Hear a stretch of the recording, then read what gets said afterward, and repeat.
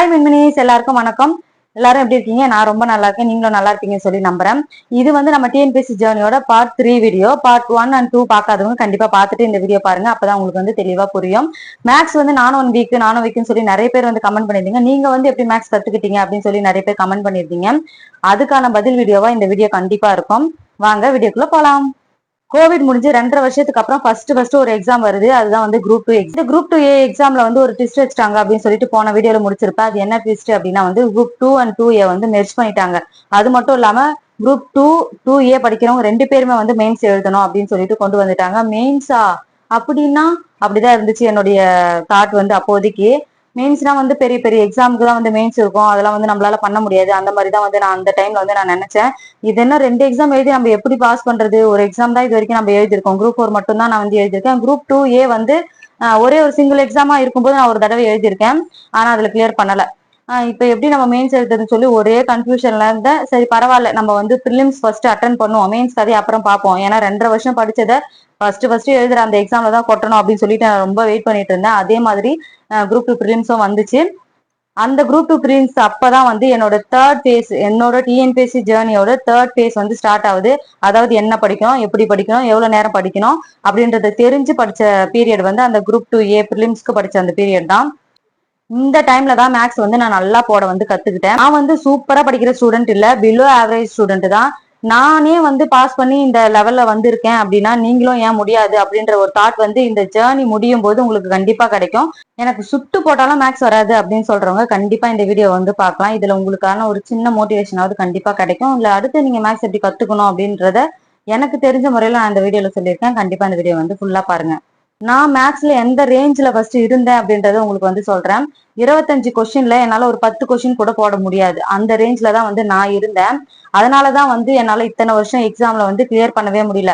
அதுக்கப்புறம் தான் வந்து நான் அந்த குரூப் 2A பிலிம்ஸ்க்கு தான் வந்து நான் மேக்ஸ் போட வந்து கத்துக்கிறேன். ஃபர்ஸ்ட் நான் மேக்ஸ் போட கத்துக்கிறதுக்கு நான் என்ன செஞ்சேன் அப்படின்னா மைண்ட் செட், என்னோட மைண்ட் செட்டை ஃபர்ஸ்ட் நான் மாத்தினேன். இவ்வளவு நாளா வந்து எனக்கு வந்து சுட்டு போட்டா கூட மேக்ஸ் வராது, எனக்கு சுத்தமா மேக்ஸ் வராது, நான் மேக்ஸ்ல மக்கு அப்படின்னு சொல்லி நானே எனக்குள்ள ஒரு பொய்யான நம்பிக்கைய ஒரு மரமா வந்து வளர்த்து வச்சிருந்தேன். ரொம்ப காலமா என்னோட ஸ்கூல் டேஸ்ல இருந்தே நான் வந்து அந்த மரத்தை வந்து தண்ணி ஊத்தி வளர்த்துக்கிட்டே இருந்தேன். முதல்ல அந்த மரத்தை வேரோடு புடுங்கி தூக்கி போட்டுட்டு என்னால மேக்ஸ் போட முடியும், எனக்கு மேக்ஸ் நல்லா வரும், என்னால மேக்ஸை கத்துக்க முடியும் அப்படின்ற ஒரு தன்னம்பிக்கை செடி என் மனசுல வந்து நட்டு வச்சேன். நம்மளோட மைண்ட் செட்டை மாத்தினா மட்டும்தான் நம்மளோட செயல்கள்ல மாற்றம் இருக்கும். அதனாலதான் முதல்ல நான் என்னோட மைண்ட் செட்டை மாத்தினேன். 2வது விஷயம் டைம். நம்ம ஒரு விஷயத்த கத்துக்கிறோம் அப்படின்னா வந்து அதுக்கான டைமை வந்து நம்ம ஒதுக்கணும். நமக்கு மேக்ஸ் வரல மேக்ஸ் வரல மேக்ஸ் வரலன்னு சொல்லிக்கிட்டே இருக்குமே தவிர அதுக்காக டெய்லி ஒரு டைம் ஒதுக்கி அதை நம்ம கத்துக்க முயற்சி பண்றோமா அப்படின்னா கண்டிப்பா கிடையாது. அது வரலன்றதுனால அதை வந்து ஒதுக்கே வச்சிருக்கோம். நம்ம எவ்வளவு நாள் வந்து மேக்ஸ் எனக்கு வரலன்னு ஒதுக்கி வைக்கிறோமோ அது வரைக்கும் அது நம்மள ஒதுக்கி வச்சுட்டு தான் இருக்கும். எப்ப நமக்கு அது வேணும் அப்படின்னு நம்ம முடிவு எடுத்து அதை கத்துக்க ஆரம்பிக்கிறோமோ அப்பதான் அது வந்து நம்மளுக்கான வாழ்க்கையவே வந்து அது கொடுக்கும். நான் என்ன மாதிரி வந்து நிறைய பேர் இருப்பீங்க, மேக்ஸால வந்து பல வருஷம் வந்து எந்த எக்ஸாமுமே கிளியர் பண்ணாம மேக்ஸாலேயே போயிடுச்சு. மேக்ஸ் வந்து ஒரு சாதாரண விஷயம் இல்ல, பல வருஷங்களை வந்து என்னுடைய லைஃப்லயே வந்து காவ வாங்கிருச்சுன்னு தான் சொல்லுவேன். அவங்களுக்கு எல்லாம் இந்த வீடியோ வந்து ரொம்பவே யூஸ்ஃபுல்லா இருக்கும். மேக்ஸ்க்காக செகண்ட் நான் பண்ண விஷயம், அதுக்காக டைம் ஒதுக்க ஆரம்பிச்சேன். டெய்லி வந்து காலையில 4 to 6 தான் வந்து நான் மேக்ஸ் வந்து பார்ப்பேன். ஏன்னா அந்த டைம்ல தான் நம்ம மைண்ட் ஃப்ரெஷ்ஷா இருக்கும், எது படிச்சாலும் வந்து சீக்கிரமா மெமரி ஆகும். அந்த கோல்டன் ஹவர்ஸை நான் மேக்ஸ்க்காக கொடுத்துட்டேன். இதை வந்து சும்மா ஆடிக்கு ஒரு நாள் அமாவாசைக்கு ஒரு நாள் ஃபாலோ பண்ணாம கன்சிஸ்டன்டா வந்து ஃபாலோ பண்ணணும். டெய்லி எப்படி சாப்பிட்றதுக்கு மறக்க மாட்டோமோ, குளிக்கிறதுக்கு மறக்க மாட்டோமோ, அதே மாதிரி இந்த மேக்ஸுக்காக நம்ம ஒதுக்கின டைமை வந்து வேற எதுக்காகவும் யூஸ் பண்ணக்கூடாது. டெய்லியுமே வந்து மேக்ஸ் பார்க்க ஆரம்பிக்கணும். நான் மேக்ஸ்க்காக நான் பண்ண 3வது விஷயம் என்னன்னா ஈஸி டாபிக்ஸ். இந்த மேக்ஸ் வந்து கஷ்டமா இருக்கு அப்படின்னு நினைக்கிறவங்க அதை வந்து முழுசா வந்து பார்க்காம அதை வந்து கொஞ்சம் கொஞ்சமா பிரிச்சு எடுத்துக்கணும். அதாவது ரொம்ப கஷ்டமா நம்ம நினைக்கிற டாபிக்ஸ், அதாவது சிம்பிளிஃபிகேஷன், மென்சுரேஷன், அதெல்லாம் வந்து ரொம்ப பெருசா இருக்கும், கஷ்டமா இருக்கும். அதை அப்படியே வந்து ஓரம் கட்டி வச்சிடணும். ரொம்ப ஈஸியா இருக்கிற டாபிக்ஸ் ஆன simple interest, compound interest, time and work, average, percentage, இதெல்லாம் வந்து ஃபர்ஸ்ட் வந்து போட கத்துக்கணும். ஏன்னா மிகப்பெரிய பாறையை ஒரே அடியா உடைக்கணும் அப்படின்னு நினைச்சேன்னா கண்டிப்பா வந்து அது முடியாது. ஆனா கொஞ்சம் கொஞ்சமா உடைக்க ஆரம்பிச்சோம் அப்படின்னா வந்து ஒரு சின்ன உளி கூட ஒரு மிகப்பெரிய பாறையை உடைச்சு தகர்த்து எரிஞ்சிடும். 4வது நான் ஃபாலோ பண்ண விஷயம் என்ன அப்படின்னா மெத்தட்ஸ். ஈஸியான டாபிக்ஸ், கஷ்டமான டாபிக்ஸ் அப்படின்னு சொல்லி நம்ம வந்து பிரிச்சுட்டோம். இப்ப ஈஸியான டாபிக் எப்படி போட கத்துக்கிறது அப்படின்றத சொல்றேன். ஈஸியான டாபிக்னா எக்ஸாம்பிளுக்கு வந்து சிம்பிள் இன்ட்ரெஸ்ட் அது வந்து எடுத்துக்கலாம். அந்த டாபிக்கை யூடியூப்ல வந்து சர்ச் பண்ணுங்க. ஒரு சேனல் வேணாம், ஒரு 2 3 சேனல் கூட பாருங்க. எந்த சேனல்ல உங்களுக்கு புரியுற மாதிரி ஈஸியா சொல்லி தராங்க அப்படின்றத வந்து பாருங்க. அந்த சேனலை நீங்க வந்து ஃபாலோ பண்ணுங்க. நான் என்னென்ன சேனலா ஃபாலோ பண்ணேன் அப்படின்றத பின்னாடி சொல்றேன். எல்லாரும் வந்து மேக்ஸை வந்து புரிஞ்சு போடணும், மனப்பாடம் பண்ணக்கூடாது அப்படின்னு சொல்லுவாங்க. ஆனா நான் வந்து என்ன சொல்றேன் அப்படின்னா, மேக்ஸுக்கும் மனப்பாடம் பண்ணி தான் ஆகணும். மற்ற சப்ஜெக்ட்ல வந்து வார்த்தைகளை மனப்பாடம் பண்ணுவோம், மேக்ஸ்ல வந்து மெத்தட்ஸா மனப்பாடம் பண்ணணும். ஒரு சம்ம பார்த்தோம் அப்படின்னா இந்த சம்ம வந்து இப்படிதான் போடணும், வேற சம் பார்க்கணும், வேற சம்ம வந்து வேற மாதிரி போடணும் அப்படின்னு நமக்கு வந்து அந்த சம்ம பார்த்த உடனே தெரியுது பாத்தீங்களா, அதுதான் வந்து மெத்தட். ஒரு டாபிக்ல ஒரு 15 மெத்தட் இல்ல 20 இல்ல 25 மெத்தட் கூட இருக்கட்டுமே.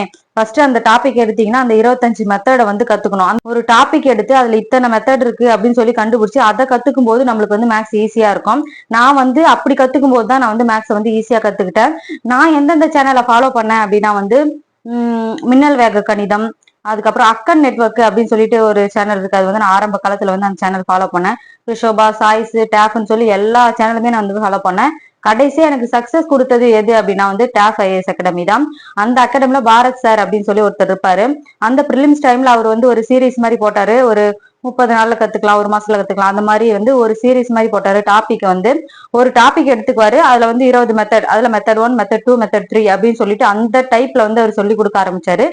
அதை திரும்ப திரும்ப பார்த்துதான் வந்து நான் மேக்ஸ் போடவே வந்து ஈஸியா கத்துக்கிட்டேன். 5ஆவதா நான் மேக்ஸ் போட கத்துக்கிட்ட விஷயம் வந்து இதுதான், ரிப்பீட் பிராக்டிஸ். திரும்ப திரும்ப திரும்ப திரும்ப ஒரே டாபிக்கே வந்து போட்டு பாக்குறது.